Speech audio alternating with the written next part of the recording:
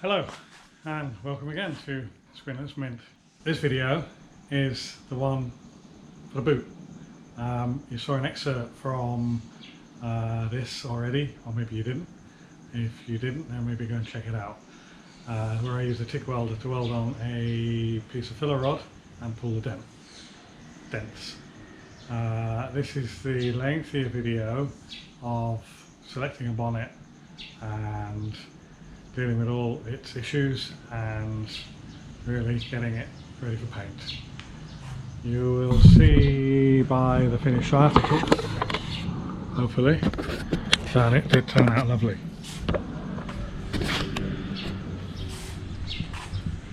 That is the boot, now painted.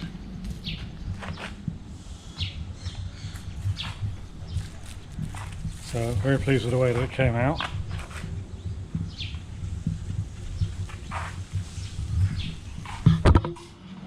That's it really. Other than, I've got to put this back down here again. Getting used to all this camera work. Rant and rave on about subscriptions and liking and sharing and sending comments and telling us what you want to see, and you know, enjoy. Boot lid gap on this has always been a bit weird. Never really managed to get it to sit down properly. Taking the latch off, and even with real sort of pushing down on it, it's difficult to go down and sort of twisting. So I've got another boot lid there. Let's just see how different that is. Coincidentally the same colour. Not as nice, but that goes down properly.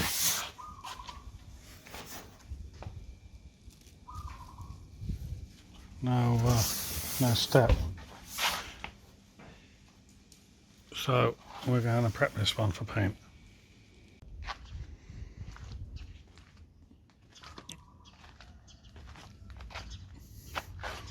Time for paint stripper.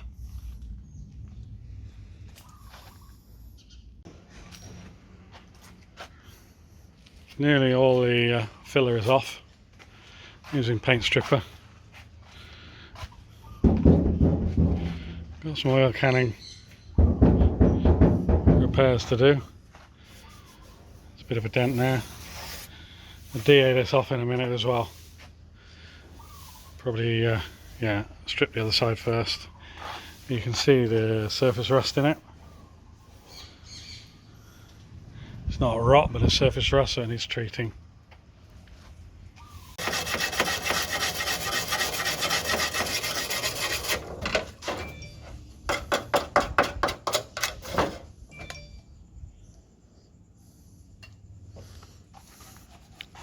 Oi, geezer. Squint and his mint.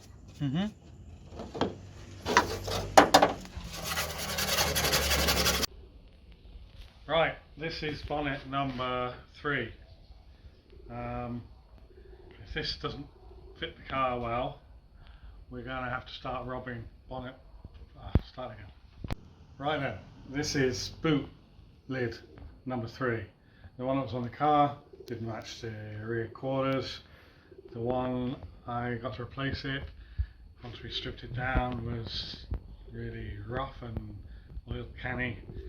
This is number 3. It looks scabby around there. We've just had some lube, spray lube in the nuts on it. They were seized up, but now they're free as a bird, as they say.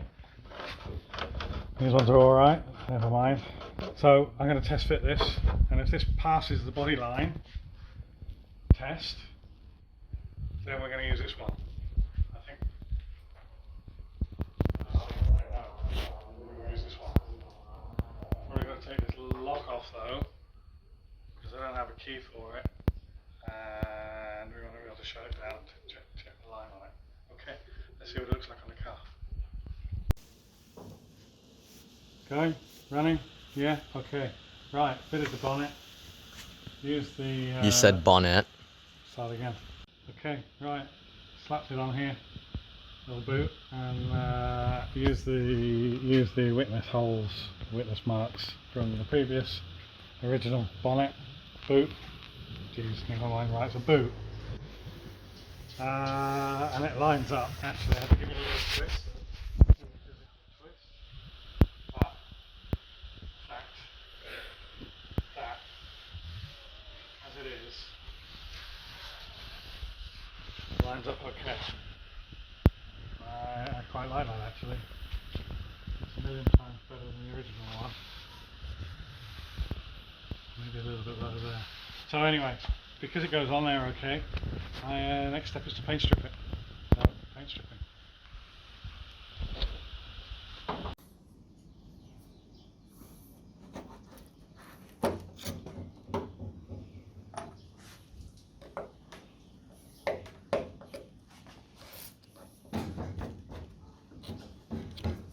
Can't do this one-handed.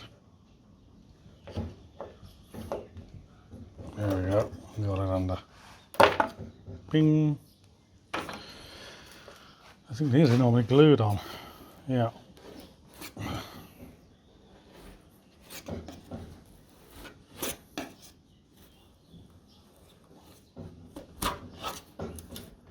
There's not much chance of breaking the pegs because it doesn't have any pegs.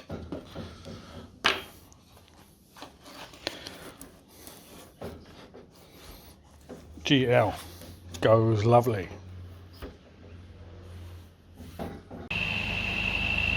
It's like this stuff is just foamed up on the paint stripper. It's a yucky paint. It's some, again, probably cheap acrylic, or even could be.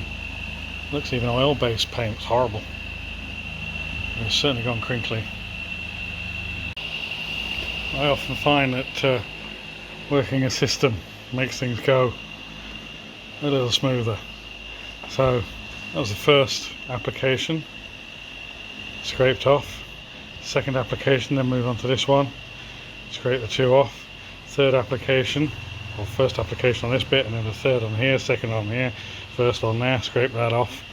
So now I'm going to do a fresh application on this bit, and then I'll go to number 4, number 3, number 2, and I guess eventually, with my little silly game, I'll strip it all off.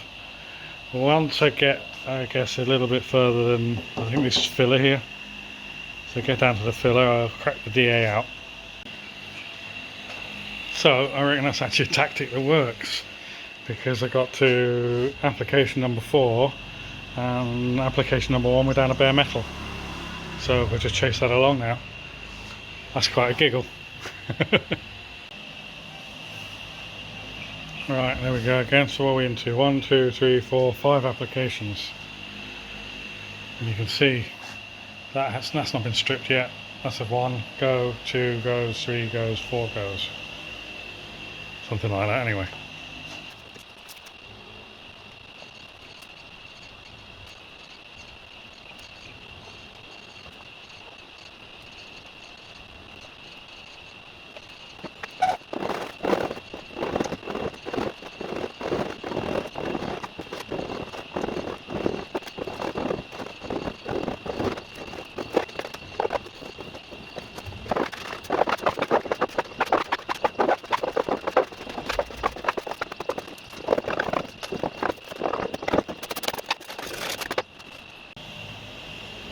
Here we have a stripped boot lid. I'm pleased to say I've stopped calling it a bonnet for now. Bit of damage on it, but nothing that the spoiler won't hide. Nothing we can't deal with. There's a ding there, a bit of a ding next to it, and it's just where the reinforcer is on the other side, so I can't really knock it out, which is probably why it was just filled anyway. Because it was up, I just pulled the filler out of it.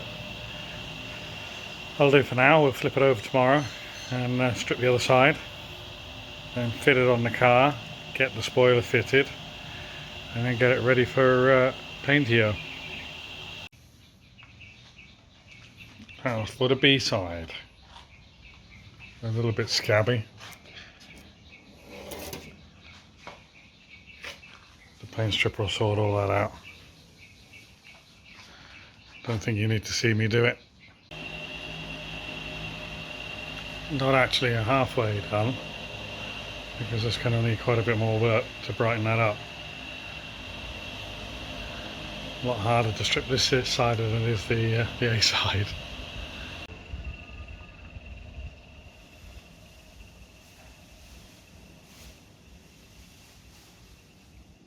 Let's just hope this cleans up. Most of the stripping is done. Well, it's all really done, but there's a little bit up in there. But it needs sanding now. And you can see there's a little bit of, tiny bit of sort of, not much, corrosion up under the lip. Maybe a bit more here because it's maybe popped that out a little bit. So I've just cleaned it with panel prep, brushed a load of panel prep in there. And we're going to get the rust converter in there, lots of it, and probably do that 2 or 3 times, get it in there, wire brush it out, get it in there, wire brush it out, and make sure I can get any potential crappiness out. So liberally applied around that flange, and that'll do for today. So just on this edge I use the angle, I use the hammer here just to lever up.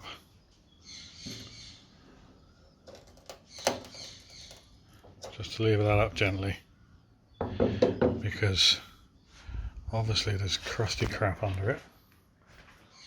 Something to scrape it with. There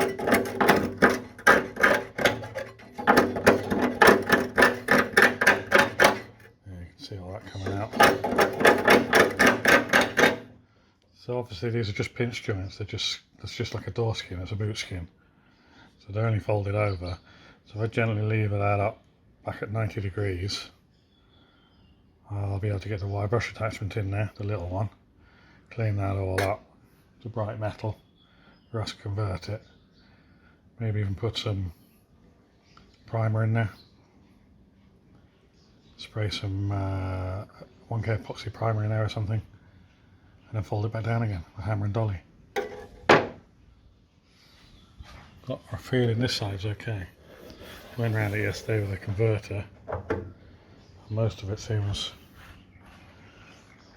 okay. It's just that it was lifting on that whatever you call it.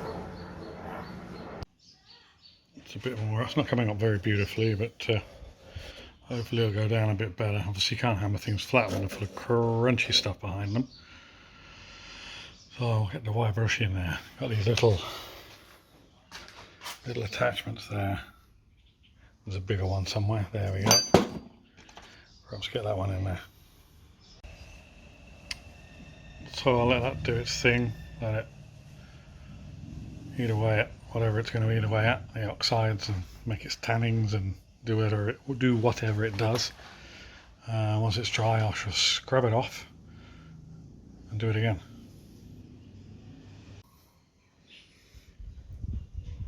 Yucky, crispy, gunky crap. I'm going to let that dry first and then buzz it again.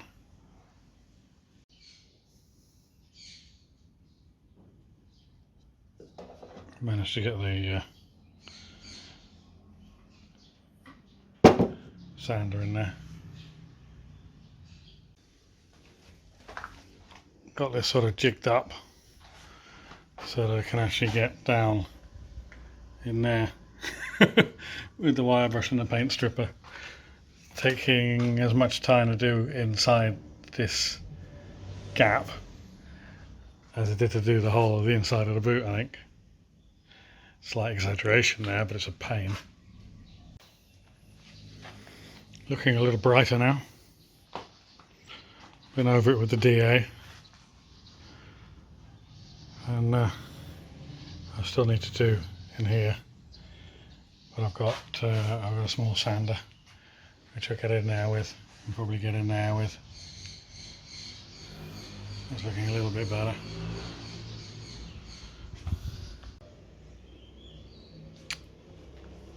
I'm going to leave this overnight, so I put the rust converter on it all. Stop it flash rusting. I shall flip it over as well. Get a little bit of rain and a wind coming through there, and yeah, end in tears. What I've done here is TIG welded this piece of welding wire onto this scrap metal, because I want to see how much of a pull I can get on it. So I've got the old pliers, grabbed hold of it and given it a good tug, and well, it's enough certainly with me holding it here to pull the metal out of shape. So the idea here is to take this bonnet, where I can't I keep calling it a freaking bonnet, where I've got this dent and I can't get to it, is to TIG weld a piece of wire into the middle of it and try and pull that dent up.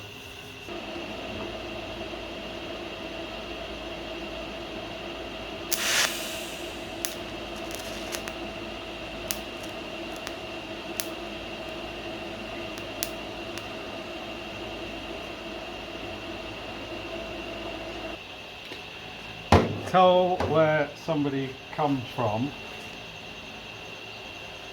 by the way that they name their tools. I refer these to as a mole grip. An American brother would call them a vice grip.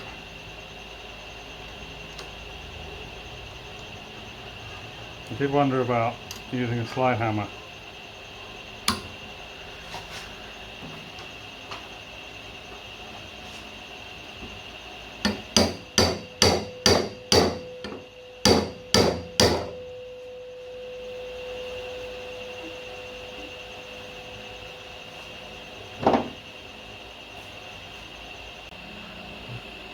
And then we're going again.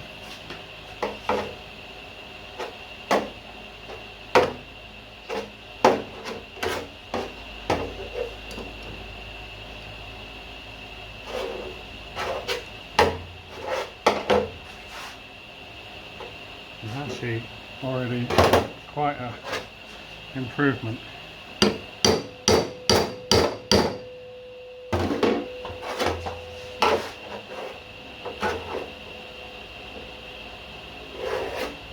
I think I'll call that a win.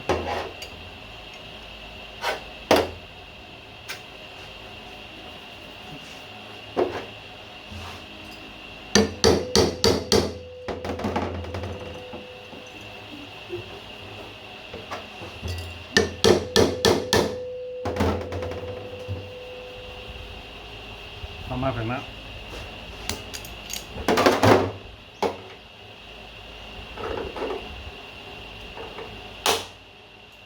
Grind that flush, and what's left of whatever we'll grind. So just going to try that one as well. Nothing like pushing your luck.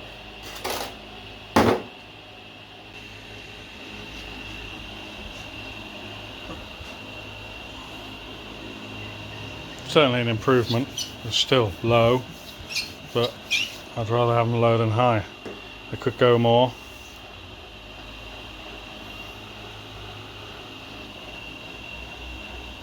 But like I say, no real need. Interesting technique. I put the boot rubber on, the catch on, and I've lined it up roughly. Not too bad.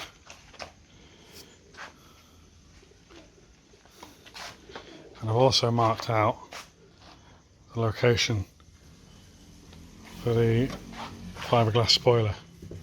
So I've got the centre line, the centre mark there, the centre mark there. Got those two lined up. Got the height of it sorted out. So now, drill some holes in it. Drill some holes in the boot lid. And then reposition the spoiler onto the boot lid. And mark the position of those holes on the spoiler. And self-tap it in.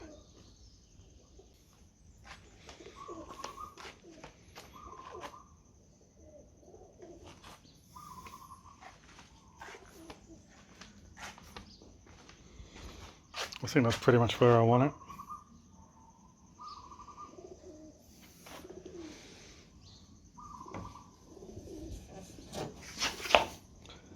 That cap should pull down there. Right, so they were just pilot holes, and now I'll go through the clearance hole. I'm going to do it with self-tappers at first. I might look later at putting riv nuts in the spoiler.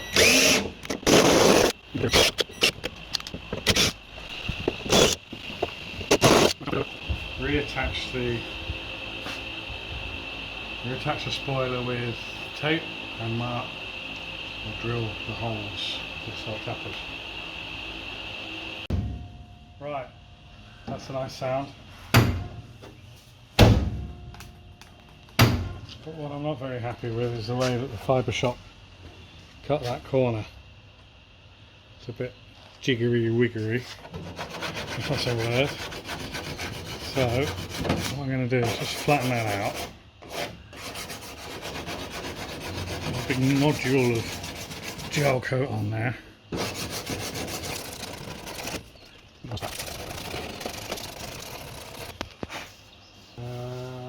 Now I'm going to get some tape. You can see how much heavier just a fiberglass spoiler makes that.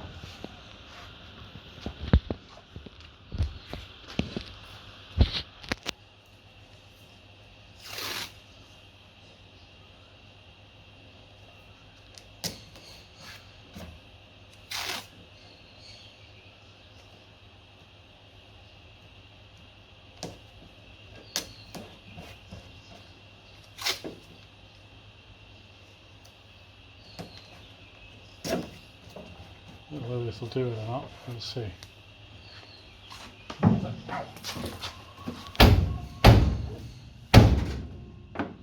Bang.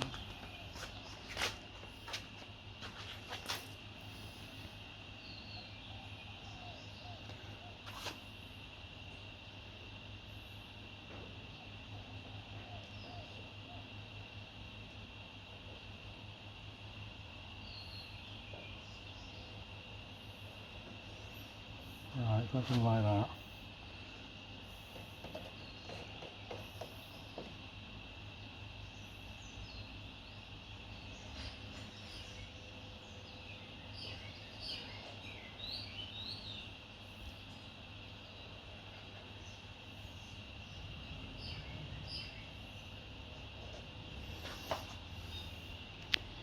Maybe that'll give us a guide for a neater line.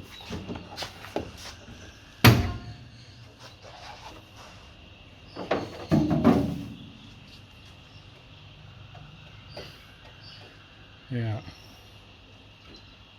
Just try and file it so it's not so wiggly piggly. I'll do the same on the other side.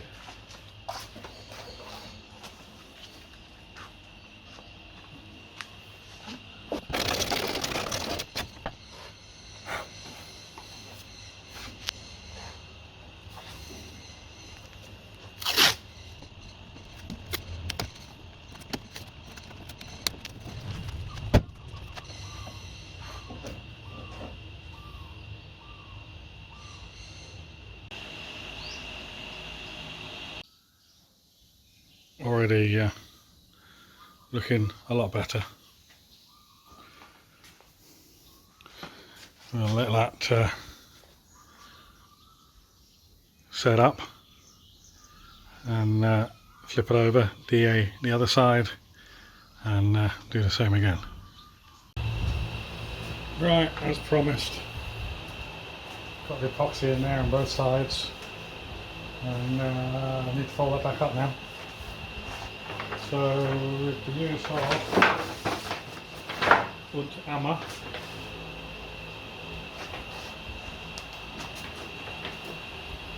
and the dolly, we'll bash that in.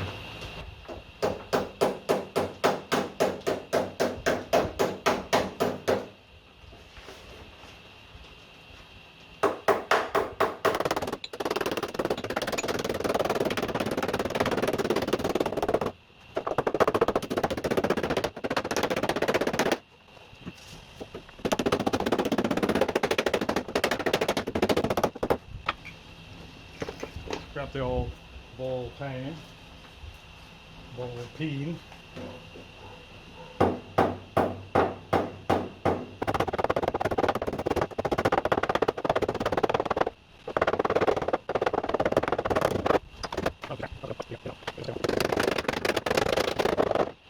Okay. Now we should flip it over. DA this side. Get it ready for paint. There is one other area to address. I don't know if you see me or not. That edge is straight as anything, there's no daylight between it. And this edge here, that kicks out. It's obviously been dropped at some point or something or other. But huge daylight. You have to get pretty much almost get a stirrer through it. There's a couple of mil there. So I need to bring it down. I have this slapper, which I think might just do the job.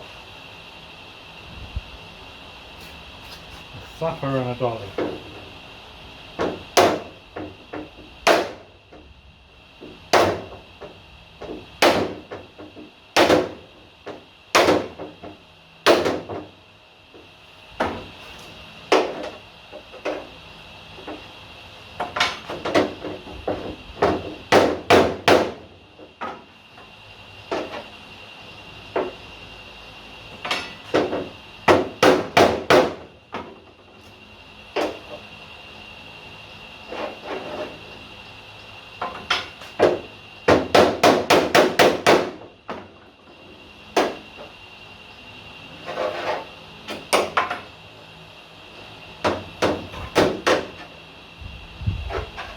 Right, that should probably do it, really. I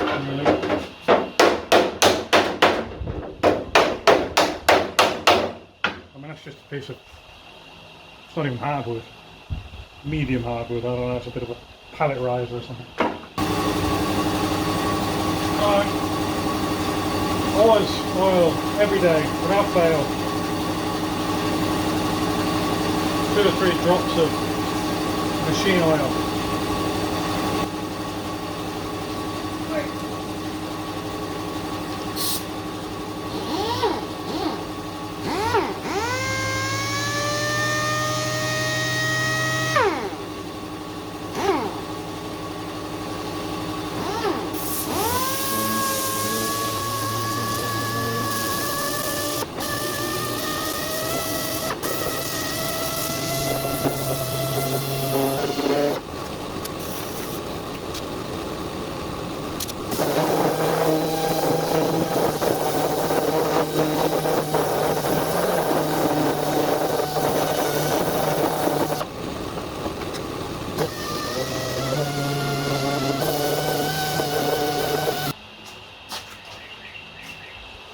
One way is the camera's still actually going, that's 20 minutes of DAing.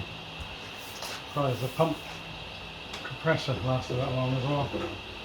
Right, so clean most of that up, but there's some surface rust along here which I'm going to take care of. That's the converter doing its stuff. Leave that to act a bit more, and I'll sand it off and get the wire brush on there, try and get some of this pitting out, and do it again. Are you recording? Alright, I'm just going to touch up the area that I hammered down earlier, because obviously that was the skin that I bashed back down. You don't need to get in there.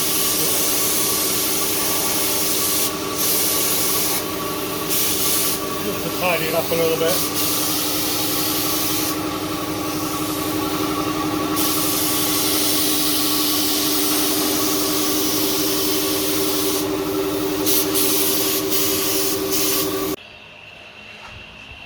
Couple of little spots that are going to need filling, so just some 240 paper, just to lightly scuff that up.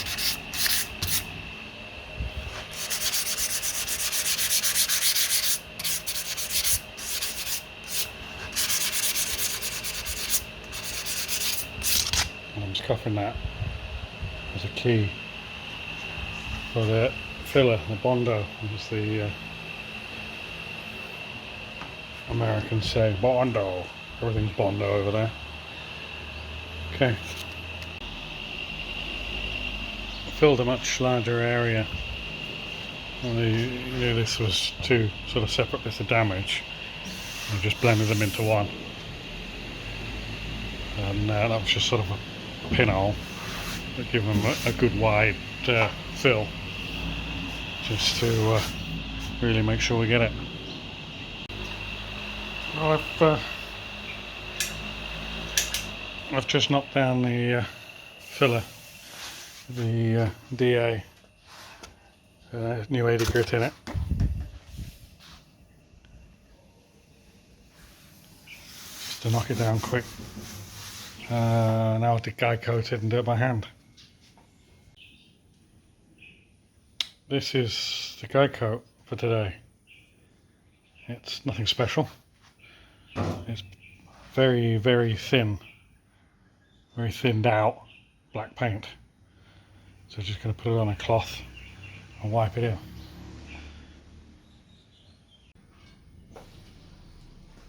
Out with the spline.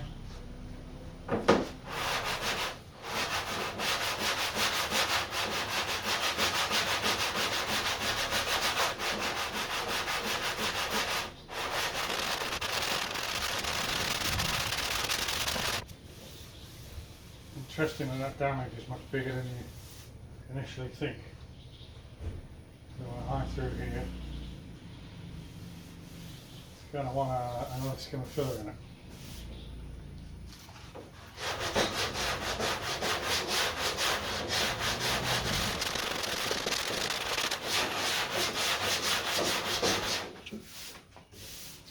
Right away, you can see it touching here, there, there.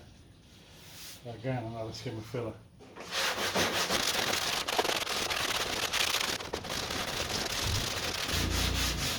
think I've got to say Bondo a few times so that the AI picks up the words in the thing, and then sends it to people that talk about Bondo.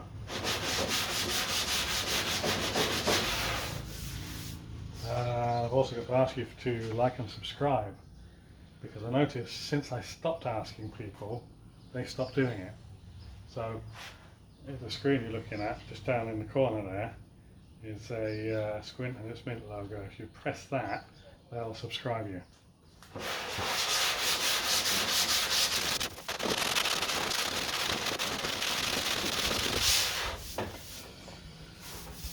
Right, you can see the black is the low, the silver is the high.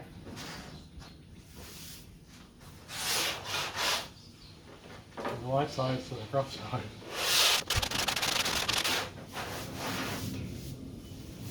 Right. Interesting, okay. Time for some more filler. This is turning out to be a bit of a map. As in, what do you call them, contour lines.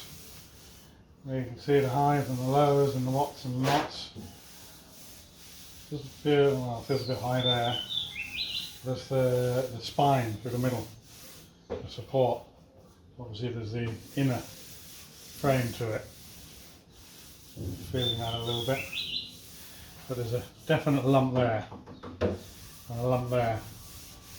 So we're going to spray filler this as well, because otherwise it's just going to be chasing the contours wherever. I could skim the whole lot and board the whole lot, but I think it's just as easy to use the spray polyurethane filler. But if we cover it with filler, spray it with filler, and we sand it, that'll still be high, and that'll still be high. So I'm just going to knock those down. I can't get to that because of the frame inside that supports the boot hinge, but I can get to that one with the dolly. So I'm just going to put that on there and this.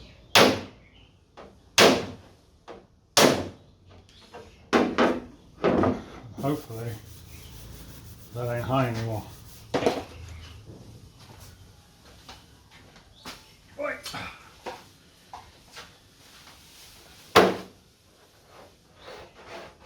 No, that's not high anymore. So there's a little bit of filler in there. That is high, you can rock on that. Because I can't get the dolly underneath it, I've just got to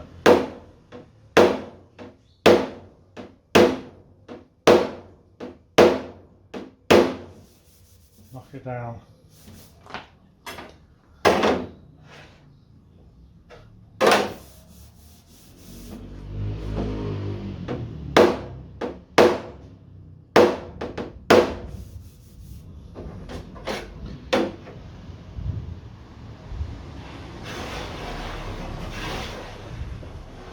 I think we're probably good at that. A couple of knocks are good measures.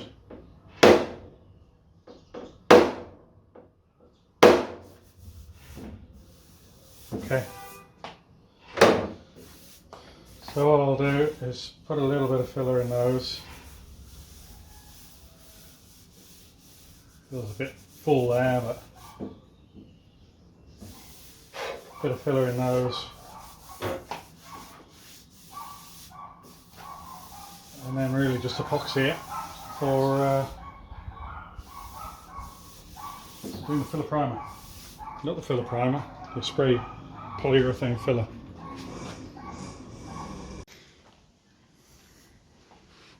So I've tried to catch the worst of the damage with filler, get it roughly flat without sort of dips and troughs, and knock down a few high spots.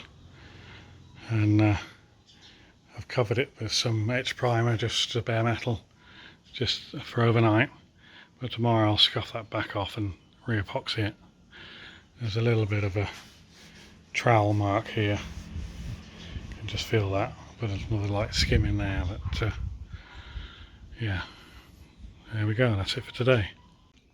Alright, what I've just done here is these little trim holes. I've just put the fiberglass filler in there. I didn't want to weld them up, just really wanted to keep them maybe as an option for future, whether we decide to put the chrome trim back or the alloy trim back on. There was an odd little hole here as well, so I just bunged that up as well. So the fiberglass filler is in there to sort of, well, I used to call it bridging filler, to bridge the hole, and then I'll scuff it down, flat it down, and just put a little bit of body filler in there as well. And you'll never know it's there. Just what I did on the inside with the holes that were through was just put a bit of tape on there.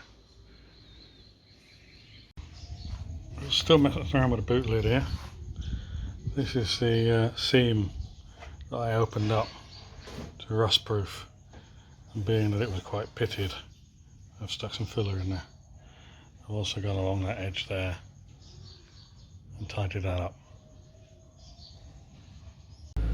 Right then, we're off to do a little bit of work on these little bits and pieces. Front bib, rear spoiler and a boot lid.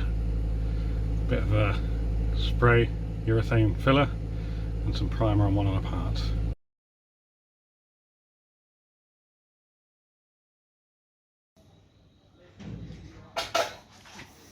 Just so tempted to say das Boot, but it's not a boat or a boot, it's a boot lid. It's okay, I have these funny moments. Right, we shall start preparing the boot lid. Again, spray polyurethane. You can still see some, I can see them, some witness marks from the spine in here. I think it's had a hard life. You saw the repairs earlier. But shape was okay, it fitted well. And well, that's what we're going with. So I should cue the time lapse. Just for a change, I'm going to guide code it and start it off with 120 paper. Look it through 180 to 240.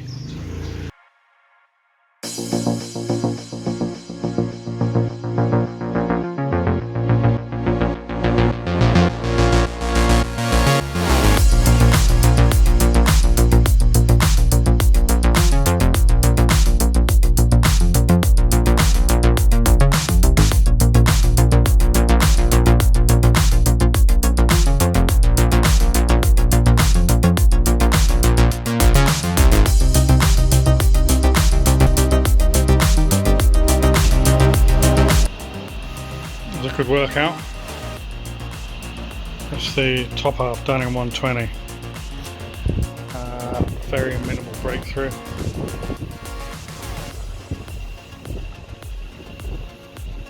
I don't know if you'd call that breakthrough, probably a little bit, yeah. So, yeah, good, all good. So moving on. 180. Garage surprises. Hey! Little fuck, what are you doing? You look,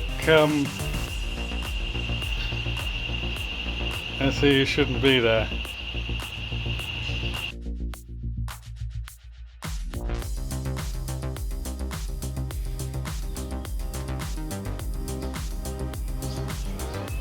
Just rubbing down the filler that I've put in these little low spots here.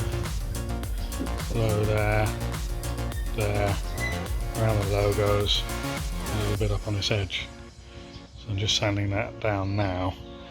This edge down here is a little bit wonky. So what I've done is I've drawn a pencil line on there with these compasses. So literally drawn a line on there with the compasses. So that is so I can follow it with the fine line tape, because I tried putting the fine line tape on there without the pencil line and it's just a bit like a whiteout really. You can't really see what's what. So now we know that that line is parallel to the edge of the boot, and I can get this line on there. So I'm going to put the phone down, put the line on there and show you again. There we go. That's now my sanding line, and you can see where I've been sanding without it, a wiggly line. So I'm just going to back that up with some normal masking tape and I can finish sanding off this area. When I'm ready to sand the edge, I'll put a piece along the top of this tape before I remove that tape, and then put a new piece on this edge here. Right, there you go. Just standard masking tape on there, just to strengthen up the edge, stop it lifting, peeling, moving.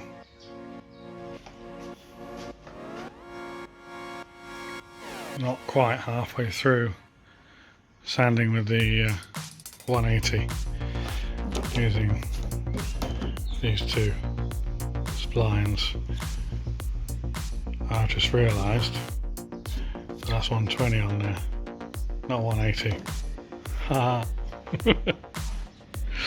Attention to detail. Slipping. That's now the whole of the top done with the 180. So I'm just left to go down this rear edge. A few rub throughs. I should just get the 1K epoxy out and deal with those now, just in case I don't get to hit it with a 240 today.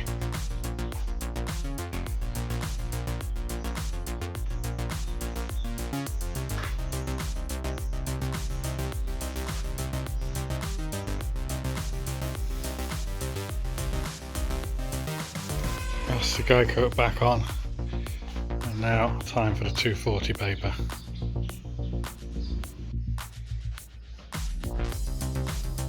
That's down to 240 on the top now.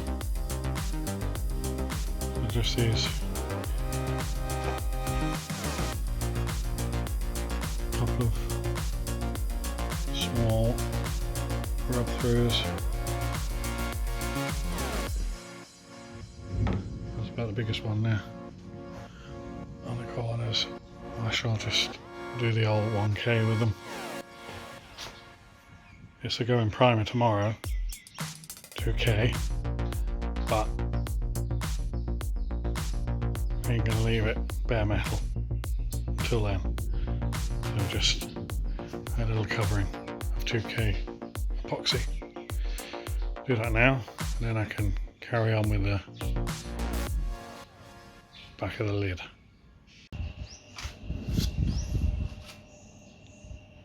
So I'm just using a Durablock. We're going in at 180 grit. I'm not going any coarser because probably just take off too much and make it wavy. So as long as I can get that sort of flat and parallel, take the guide coat off and get, you know, these two lines to be basically invisible, then it's all good. So the first bit I've done to 240 now, guided it 180, guided it 240, and now I've put that new piece of tape along the area that I've just sanded to reveal, so I can supposedly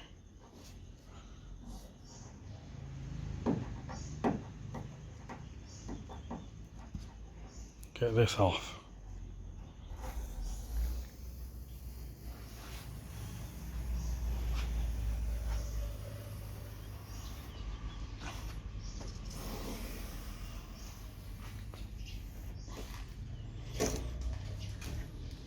Right, so now I'll guide coat this and do the same 180, guide coat at 240, and then apart from some potential sharp edges, it should be good to go. So theory has it, that's the end of it.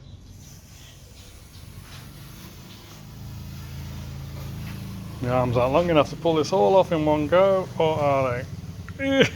It's stretching. Right. A very, very crisp edge that. I do believe it's a single edge. That's pretty sharp in there as well. So hopefully, it's like, I don't know, 400, 500. Just break that edge off. And that should be, I don't know. Let's see what it looks like when it gets in primer. Maybe just break that edge off now. Put it in primer and see what it looks like, because the primer we use is quite glossy, so I'll show up any any issues before we go any further. A little bit of breakthrough, I should just use a bit of Scotch-Brite on that for now. And then the breakthrough, I should just put some 1K on it for now. So back to the B side, which is just in epoxy primer, and just scuff that with 320 and Scotch-Brite, maroon Scotch-Brite, and blown it all off. So this is ready now to go for 2K priming. So another Saturday morning after another few days of rubbing. There's a boot lid down there, somewhere down there in the footwells. So boot spoiler, bonnet.